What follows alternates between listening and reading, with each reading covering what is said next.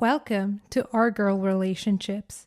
On this channel, we discuss day-to-day problems people face in their lives. Let's start with the video. This story is about to be a doozy. I suggest you cozy up in your seat, grab a drink or a snack, read away at my sorrows and life traumas.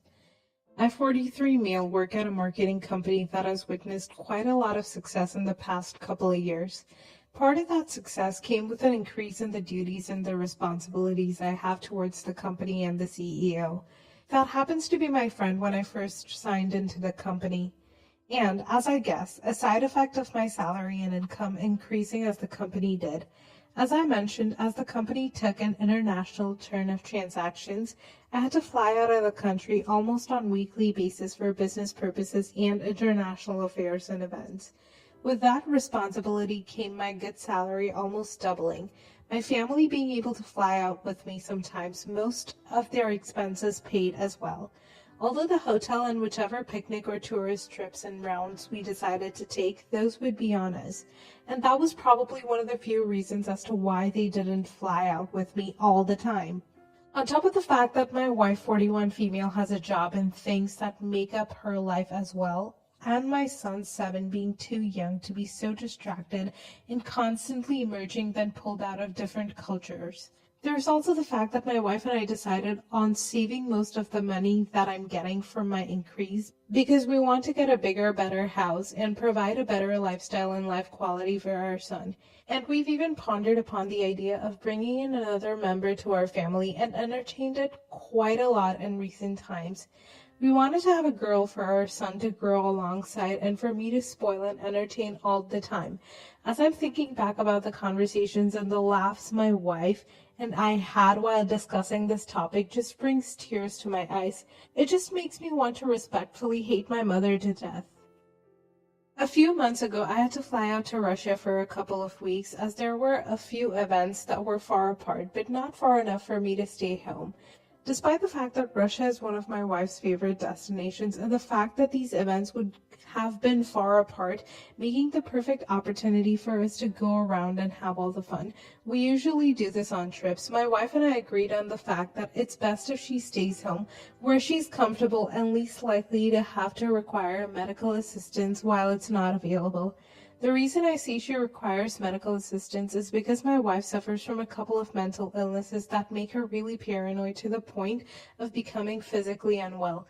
And usually my presence around her, as well as making sure she's taking her medication, ensures that she remains in a manageable state of being.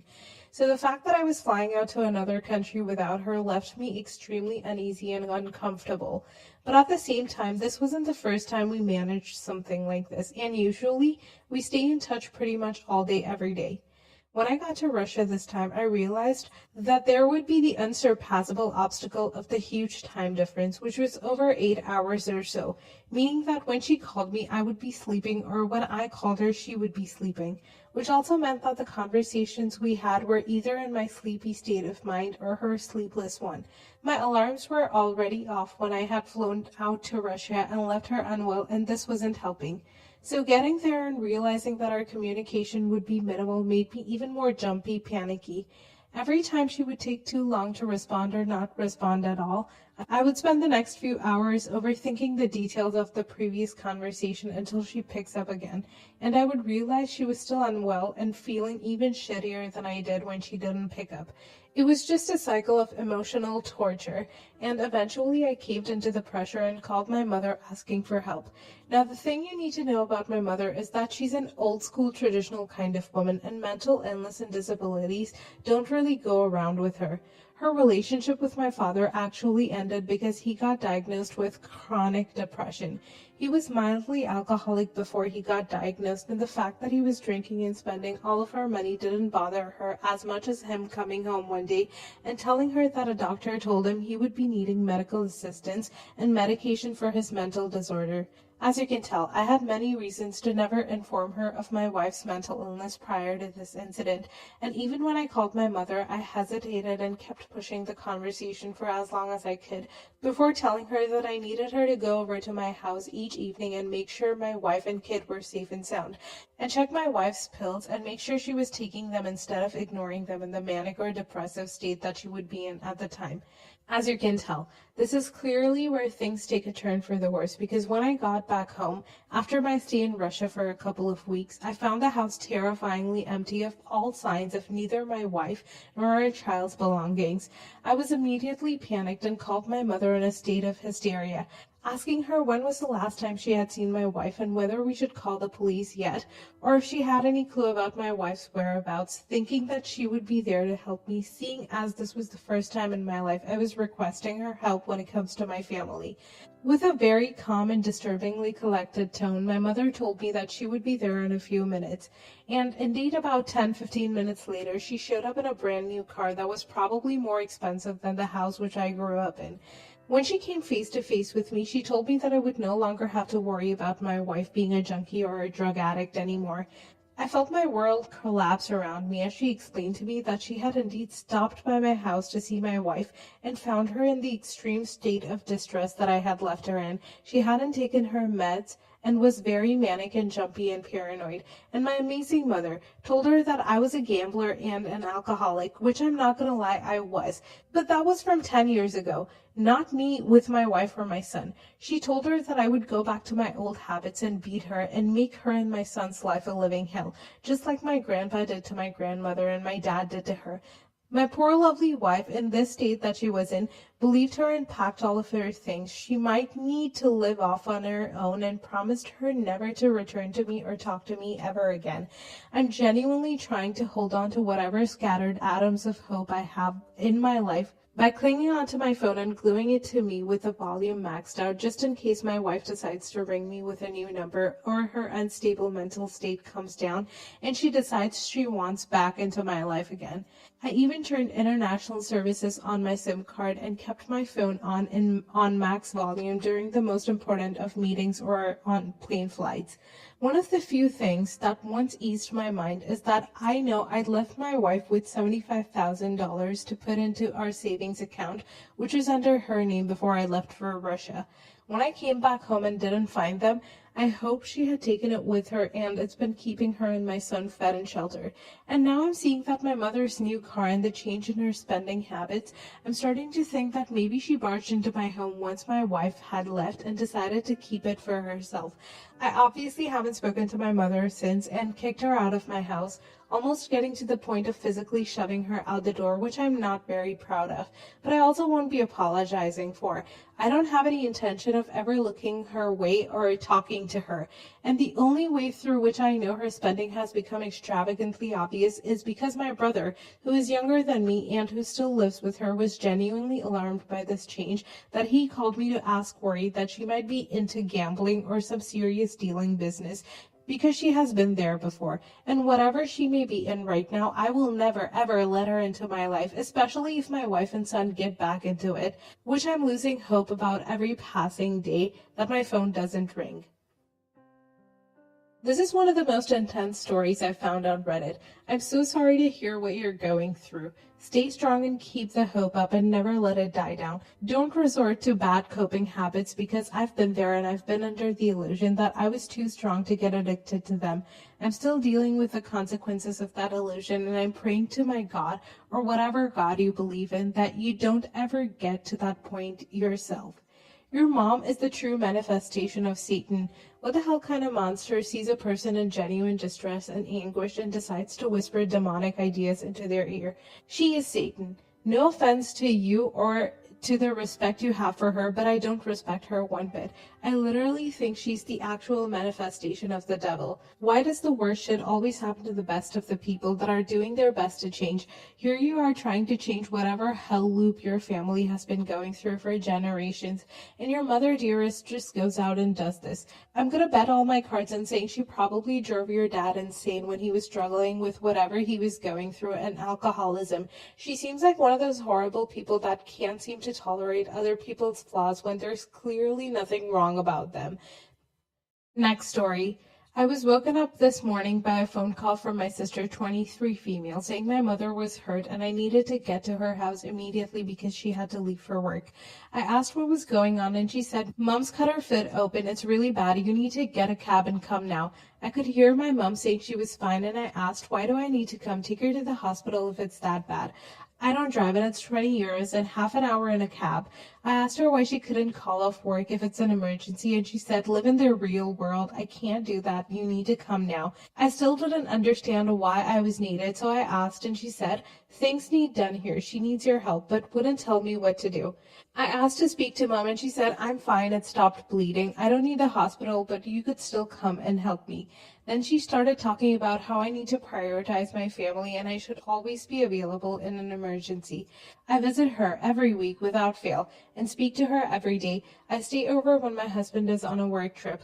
I'm constantly helping out whenever she needs me to walk her dog, do her shopping. I even cook and clean for them sometimes. I told her that I was planning on visiting today, but I'd be getting the bus and I'd be around 2 hours since I needed time to get dressed and it's an hour and a half on a bus. My mother was fine with that, but my sister was furious and said I needed to make mom my priority. I told her that I don't live there. She does, and my husband, my home, and my needs come first. When I got there, things were fine, but other family members who were there told me I was selfish for not rushing to help my mom. Her foot was completely fine, and it turns out the things she needed help with were the normal cleaning duties that she and her adult children should be doing anyway. They were finished by the time I got there. It's worth mentioning my siblings work and I'm a homemaker. They think I sit around all day doing nothing, but I'm 100% responsible for the cleaning, cooking, and maintaining my home, as well as dealing with chronic health issues that make it even harder. I'm now on bad terms with most of my family who think I'm selfish for not immediately jumping in a cab and cleaning their house for them. Am I the a-hole? Not the a-hole. Your mom specifically told you she wasn't in desperate need for you to get there as fast as possible and told you that your original plan was perfectly fine with her. If she did need the hospital, what did your sister expect you to do since, as far as I can interpret, you don't have your own transportation? If it had been so bad your mom needed to rush to the hospital, surely she would have called an ambulance instead of expecting you to get to your mom. I get it's your mom, but when she tells you she's fine and not to rush, there's no reason to rush. Not the a-hole at all. This is bananas. What an exhausting family. You do not have to deal with any of this. You're a married, independent adult.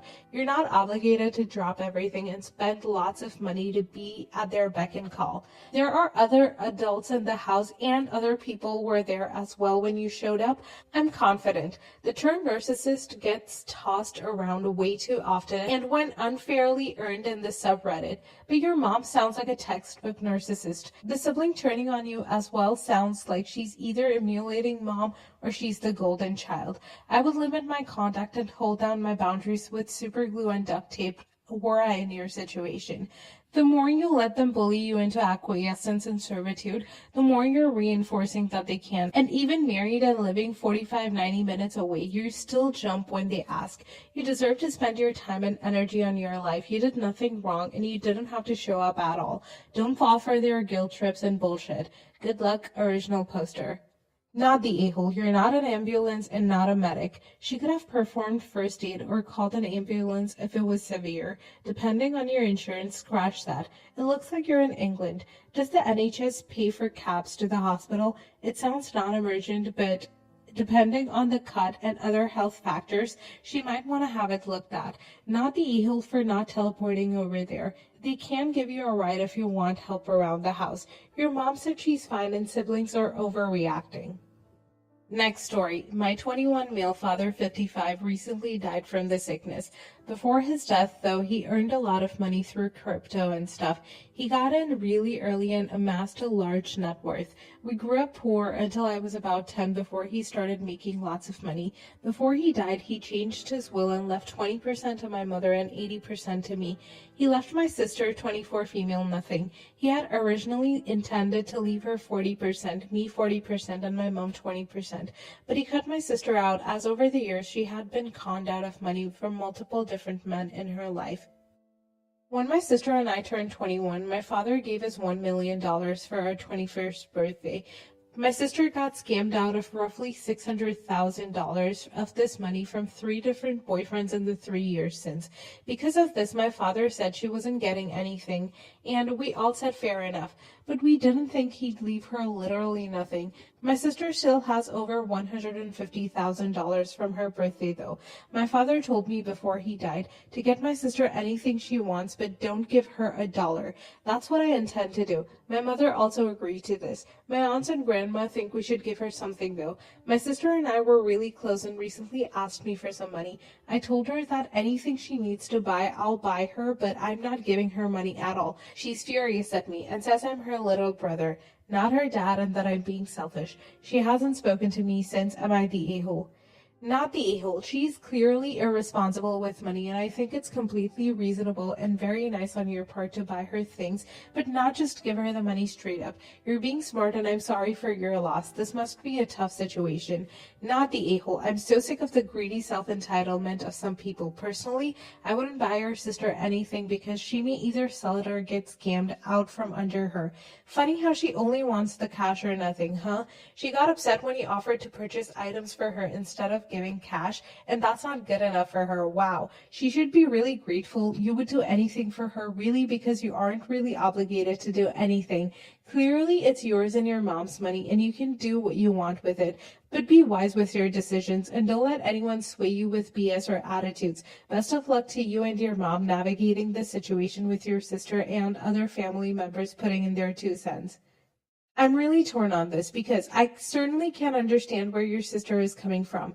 You have all the power in this arrangement. If she wants to buy something and you don't want to, she doesn't get it. She's in your goodwill now, but what happens if that changes in 5 or 10 years? Does she not get access to her inheritance? By the same token, I can certainly acknowledge that losing $600,000 before your 25th birthday is just unacceptably careless. Clearly, she doesn't have the money skills to handle however much money she would get right now. Is there any way you can define a way where you would be comfortable handing off control of her inheritance to her? Something like if she exhibits financially responsible behavior, she can get access to more money, though obviously not the entire thing at once. Can you get her to take a financial responsibility class or something? I don't know what exactly it would look like, and maybe you can work with your mother on this. But I think you should try to find a way to get to a point where she can be responsible enough to handle it. Forsaking any possibility of giving it to her when she's only 24 seems a bit harsh to me.